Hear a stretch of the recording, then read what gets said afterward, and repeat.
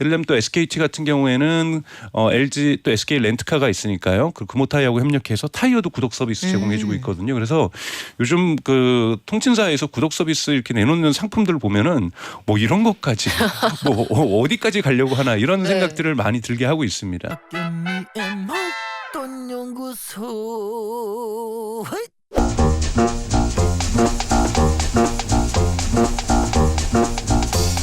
세상이 자고 일어나면 달라지는 것 같습니다. 어제까지 잘 나간다고 했던 그런 업종이 오늘은 어려워요. 이런 곳들도 있고요. 또 반면에 어제까지는 아예 가망 없어요 했던 곳들이 살아나기도 해요.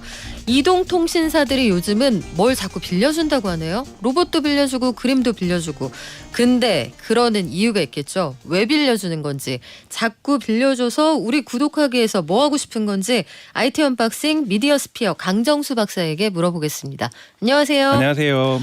박사님, 이동통신사가 자꾸 뭘 빌려준대요. 네. 로봇도 빌려주고 그림도 빌려주고. 자꾸 저한테 왜 그러는 거죠? 뭐 결론부터 말씀을 네. 드릴까요? 우선은 계속해서 지금 알뜰폰 시장이 되게 커지고 있다라는 것. 뭐 지금 통계상으로는 1,300만 명 정도인데 아직 뭐 여기 IoT 부분이 있기 때문에 네. 실제 소비자 기준으로는 한 850만 정도가 지금 알뜰폰 가입자고요. 그리고 이거 시간이 지날수록 계속해서 늘어나고 있거든요. 그래서 알뜰폰 가입자들에게 그 가입자 더 이상 뺏기지 않으려고 흔히 말하는 락인 이펙트라고 잠금 효과라고 얘기를 하는데요. 계속해서 좀 매력적인 구독 서비스를 제공해 줌으로써 여기에 머무러라. 만약에 지금 LG U 플러스는 35종이나 빌려주고 구독 서비스를 제공하고 있어요. 35가지요? 네네. 뭐 빌려줄 게 그렇게 많습니까? 반려동물 요즘은 장난감, 오. 게임기 그리고 탈모 치료기 뭐 이런 것부터 해가지고 우리가 상상할 수 있는 모든 제품들을 네. 기본금 없이 그냥 월 이용료만 내면 되는 거예요. 그래서 LG U 플러스를 이용하는 동안 그러면 근데 이런 것들은 보통 1년 약정을 해야 되거든요. 그러니까 즉 휴대폰만 스마트폰만 약정을 하는 것이 아니라 구독도 약정을 하게 되니까 최소한 구독 시작점으로부터 1년 동안은 계속해서 탈모 치료기 쓰고 계셔야 되니까 이런 부분들을 고려해서 그쵸. 이렇게 묶어두려고 하면서 알뜰폰 시장으로 못 가게 하려고 이런 부분들을 하고 있다라고 볼 수가 있습니다. 장기전이니까 네. 우리를 가두리 양식장에 가둬버리겠다 이런 뜻이었군요. 네. 근데 구독 경제가 사실 그 이동통신사들이 뛰어들기 이전에도 쑥쑥 잘하고 있었던 건 맞잖아요. 네, KT경제경영연구소 따르면 2016년에 한 25조 정도 시장이었는데 20년에는 40조 시장 한 55% 증가한 거죠. 그리고 25년에는 무려 100조 시장으로 커갈 거라고 얘기를 하는데요. 최근에 삼성전자에서 비스포크 쿠커라는 쿠커를 내놨는데요. 이거를 그 오븐 같이 생긴 네네. 거요? 근데 이것이 구독 경제입니다. 월 39,000원만 내면 되는 거거든요. 처음에 가입비도 없고요. 근데 이게 쉽게 얘기해서 네. 뭘 구입하는 거냐면 삼성전자에서 만들어 놓은 것이 아니라 삼성전자하고 같이 협업하는 기업들의 밀키트를 사긴 하면 돼요. 그러니까 삼성전자의 신제품 오븐을 사고 싶은데 네. 그 오븐 값을 내는 게 아니라 네, 기계 밀키트를 보내드릴게요. 밀키트를 기계는 그냥 보내드릴 테니까 네. 밀키트를 최소한 한 달에 한 약 4만 원 정도는 사라. 그러면 그 밀키트를 해도 우리가 조리를 잘 맛있게 못 해 먹을 경우가 있거든요. 그렇죠. 그것도 네. 솜씨가 필요하거든요. 밀키트도. 그럼요. 그러면 근데 이 밀키트를 여기에 예를 들면 그 뭐 인식이 되니까 그 밀키트에 맞는 조리법이 자동으로 설정이 돼요. 그러면 이 밀키트 사시면 여기에 넣어서 어떻게 하는지까지 저희가 알려드릴게요. 그렇죠. 최상에서 그걸로 맛이 나오는 거죠. 그럼 저 밀키트. 근데 밀키트 시장이 예를 들자면 2017년에 20억 시장이었는데 22년에 벌써 1,880억 시장으로 컸거든요. 1인 가구가 늘어나고 그리고 젊은 가구들이 늘어나면서 밀키트 시장이 폭발적으로 늘어나다 보니까 근데 밀키트 했는데 맛이 없는 거예요. 생각보다 선전이나 광고에 따른 것보다. 난 그거조차 힘든 사람이었어. 그러니까 이 쿠커를 쓰게 되면은 밀키트를 최상의 맛으로 즐길 수 있다. 이런 식의 삼성전자 같은 경우는 처음으로 네. 이러한 것을 기본이나 렌탈이나 이런 것이 아니라 그것도 본인의 자사 제품을 갖다가 구독 서비스라는 것이 아니라 협력업체인 밀키트 회사와 협업해서 이런 걸 제공했다는 부분에서 대단히 뜻밖의 어떠한 모델이죠. 가전제품 회사에서 이러한 완전히 수익 모델의 패러다임이 좀 바뀌고 있다고 볼 수가 있습니다. 그러니까 이건 엄밀하게 말하면 세일즈가 아니고 마케팅이네요. 네. 세일즈는 그냥 있는 시장에 있는 것 같다 파는 건데 네. 마케팅은 없는 시장을 개척해서 만드는 거잖아요. 그렇죠. 일종의 그러면 경험을 파는 거라고 볼 수가 있습니다. 그러니까 최상의 밀키트 맛을 경험을 우리 기계를 통해서 우리의 전자제품을 통해서 느낄 수 있도록 네. 우리는 소비자 경험을 판다라고 삼성전자도 얘기를 하고 있거든요. 아, 그러면 다들 놀라는 거예요. 아, 이게 원래 이런 맛이구나. 내가 내 맘대로 만들었을 때랑 다르구나. 아니, SK텔레콤은 근데 1,000만 원대에 되게 비싼 그림도 빌려준다는데 네. 왜 그래요, 여기는? 원래 이 사실은 그림을 정기적으로 빌려주거나 꽃을 정기적으로 구독 서비스로 배달을 있죠. 하거나 이런 서비스들이 있거든요. 근데 이제 SK는 여기다가 일반 집에다가 요즘 인테리어로 특히 1인 가구 늘어나면서 그림 그려놓는 특히 여성 가구들 대단히 많이 늘어났는데요. 네. 여기가 보통 이제 30만 원대, 50만 원대, 100만 원대 이런 종류의 그림을 왜냐하면 이제 안전 문제도 있고 하니까요. 그쵸. 이 정도를 빌려줬었는데 이번에 SKT가 통 크게 1,000만 원대 그림을 물론 보험료라든지 이런 것들이 포함되어 있지만 크게 이제 빌려줌으로써 매력을 발산할 테니까 한번 마음껏 즐겨봐달라 뭐 야. 이런 식으로 서비스를 통 크게. 예를 들면 또 SKT 같은 경우에는 LG 또 SK 렌트카가 있으니까요. 그 금호타이어하고 협력해서 타이어도 구독 서비스 제공해주고 있거든요. 그래서 요즘 그 통신사에서 구독 서비스 이렇게 내놓는 상품들을 보면은 뭐 이런 것까지 뭐 어디까지 가려고 하나 이런 네. 생각들을 많이 들게 하고 있습니다. 아, 외로울 때 이럴 때는 이제 친구도 빌려준다고 막 그러는 거 아니에요? 좀 무섭기도 해요. 이 유니버스 안에 우리를 가둬버리는 것 같기도 하고요. 네. 그래요. 근데 KT나 LG U+는 특히 식당에 서빙 로봇을 대여한다. 네. 이거 요새 많거든요. 네, 뭐 많습니다. 횟집에도 돌아다니고 요즘 음식점 중국집에서 돌아다니고 되게 많아요. 네, 네. 근데 특히 로봇에 이렇게 관심을 두는 이유가 있을까요? 그러니까 우선은 이거를 이제 어떻게 이거를 무엇으로 어떤 제품군으로 인지하냐라는 부분인데요. LG전자나 LG U+는 이건 모바일 디바이스다. 움직이니까. 아, 그래서 모바일 디바이스를 갖는 거고 여기에 어떤 물건들이 올라가는지 그래서 여기서 이러한 로봇들이 지금 한 1,000여 대 지금 정도 깔려 있다고 얘기를 해요. 이것들이 지금 하나로 다 플랫폼에 연결되어 있어서 여기서 실시간으로 물을 나르고 있는지 음식을 나르고 있는지 빈 접시를 나르고 있는지를 데이터를 모으고 있다.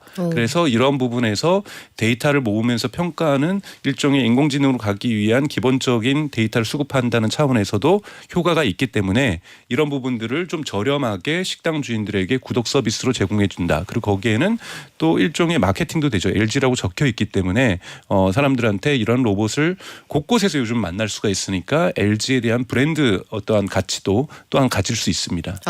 이동통신사들이 그 인건비를 아껴드린다라고 하면서 작은 회사에 비서 서비스 대행 이런 걸 시작한 지는 꽤 됐잖아요. 네. 그러니까 1인 사장님들에게 저희가 사람 말고요. 인건비 아낄 수 있는 친구들 계속 보내드릴게요. 이런 서비스를 하는 거군요. 대단히 많죠. 사실 모바일의 앱으로 요즘은 뭐 월급 정산이라든지 네. 세무 계산이라든지 이런 부분들은 계속해서 서비스들이 계속해서 출현하고 있기 때문에요. 이런 부분들 좀 쉽게 하면서 소규모 어떠한 비즈니스라든지 자영업할 수 있던 것들이 과거에 비해서 많이 편해지고 있습니다. 자동차를 구독한다 이런 분들도 계시던데 광고도 많이 하잖아요. 네.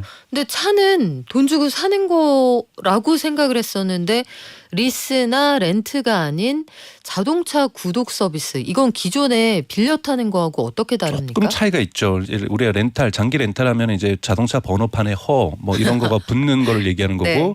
리스 같은 경우는 처음에 납입금이 있습니다. 몇 천만 원 납입금을 하고 네. 그 다음에 다달이 내는 거고 그것이 끝나고 나서는 이거를 다시 돌려주든지 아니면 내가 나머지 돈을 여서 이거를 내가 갔던지 이렇게 하는 것이 지금까지 리스였다라면은 구독 같은 경우에 아예 이런 개념이 없는 이 타는 동안 그냥 월 정액만 내게 되면은 계속해서 타는 거고 그 이후에 소유권 문제는 무조건 제가 가질 수가 없어요. 그러니까 그 기간을 끝나면은 당연히 그 회사로 가져가게 되는 이런 문제가 있어서 소유권에 있어서 장기 렌탈이나 리스 같은 경우에는 소비자가 어느 정도 지나고 나서 목돈을 내면은 자기 거와 할 수 있었는데 선택할 수 있죠. 선택할 수 있었는데 이 구독 서비스 같은 경우에는 그런 부분이 전혀 없다라고 볼 수가 있습니다.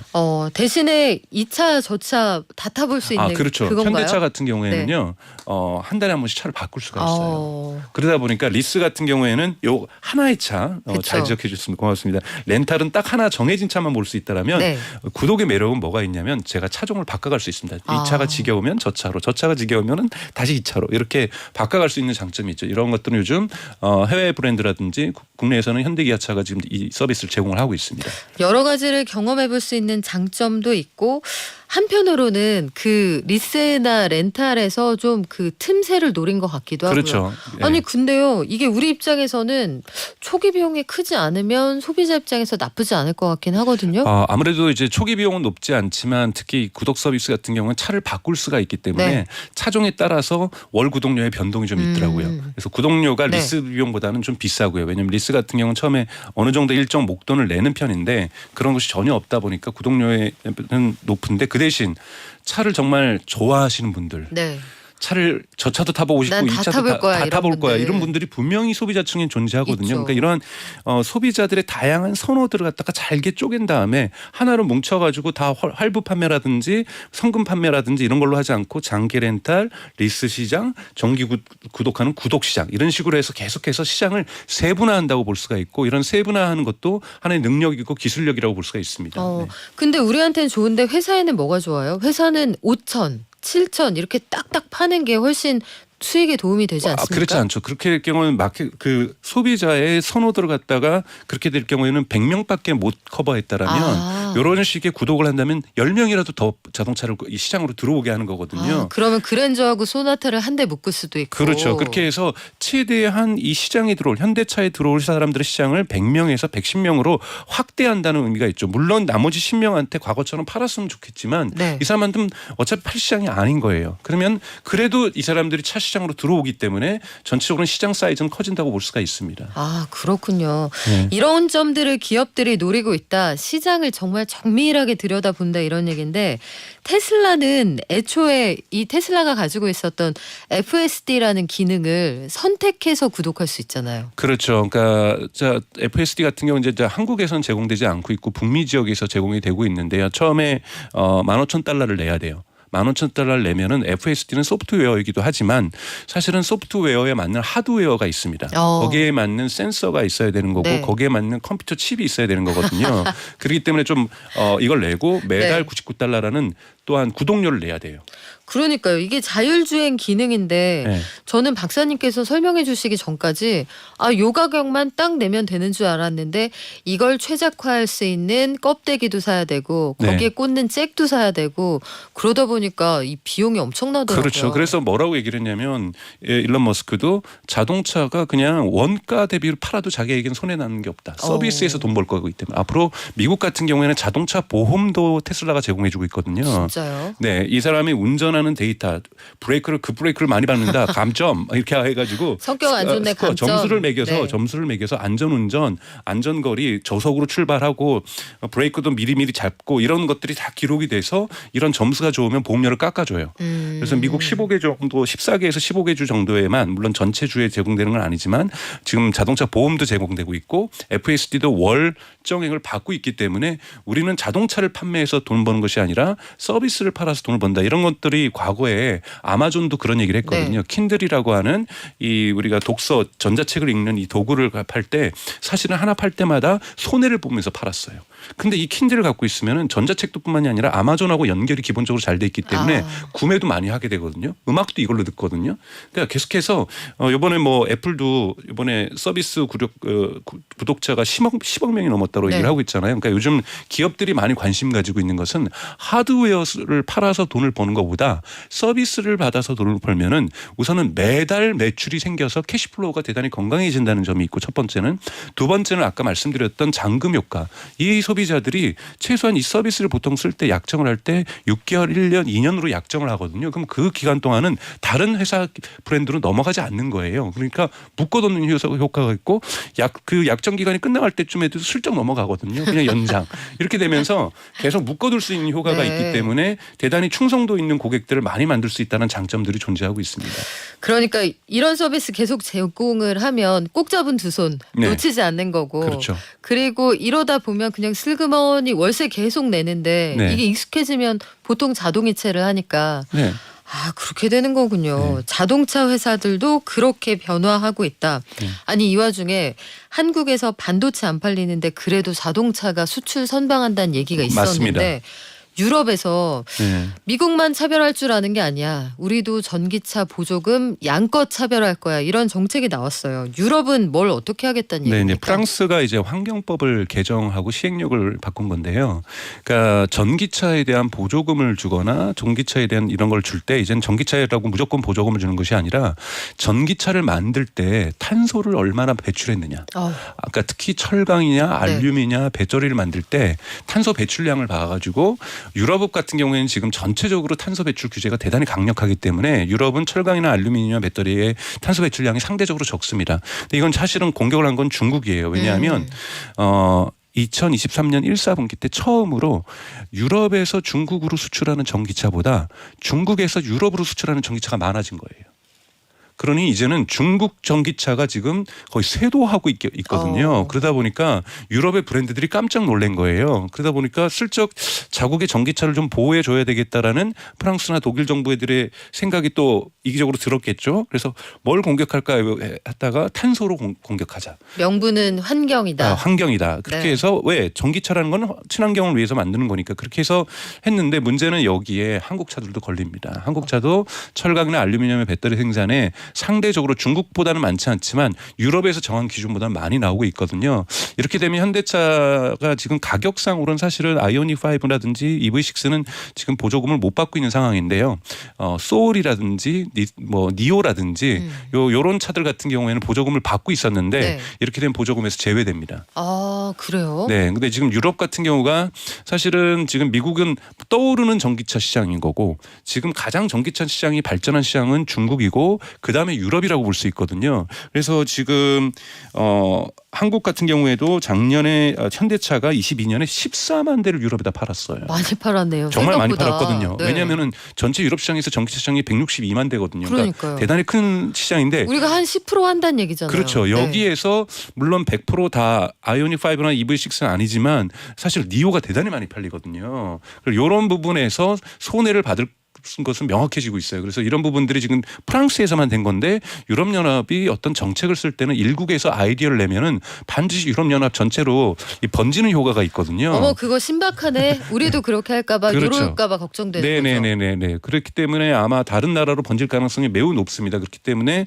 현대기아차에서 받을 수 있는 피해가 조금 예상되기 때문에 한국 같은 경우도 빨리 사실은 탄소 저감은 네. 이러한 어떠한 산업적인 재편들 이런 것들은 서둘러야 될 부분이라고 봅니다. 근데 탄소를 저감하면 좋은데 우리도 환경 보호해야 한다는 거 다 아는데 그게 되면 걱정이 없죠. 이게 단가를 올리지 않습니까? 그러면? 그렇죠. 단가를 올리니까 계속해서 기술 개발을 해야 되는 거고 규모의 경제 효과를 내야 되는 거죠. 그래서 사실은 철강이나 알루미늄 같은 경우에는 과거부터 사실은 몇 년 전부터 이 얘기가 계속 나오고 네. 있는 거거든요. 어차피 2050년 저희가 탄소 제로 사회로 가기로 했기 때문에 그거는 뭐냐면 철강이나 알루미늄 생산할 때도 탄소는 제로로 만들어줘야 되는 거거든요. 그렇기 때문에 이것이 유럽에만 있는 어떤 조약이 아니라 전 세계가 합의한 조약이고 한국도 지금 탄소 제로에 합의 국가이기 때문에 이런 부분들을 좀 막판에 가가지고 하는 것이 아니라 서둘러서 조금 일정들을 조정할 필요가 있습니다. 왜냐하면 이런 규제들이 등장하기 때문인 거죠. 네. 야, 이거 진짜 어렵네요. 몸에 좋고 맛도 좋고 피부에도 좋은 인스턴트 식품 이런 걸 만들어야 된다는 얘기인데 이거 우리 만들 수 있겠죠, 박사님? 네. 우리나라 자동차 회사들 어떻게 달려나가는지 좀 지켜보겠습니다. 오늘 말씀은 여기까지 들을게요. 지금까지 미디어 스피어의 강정수 박사였습니다. 고맙습니다. 고맙습니다.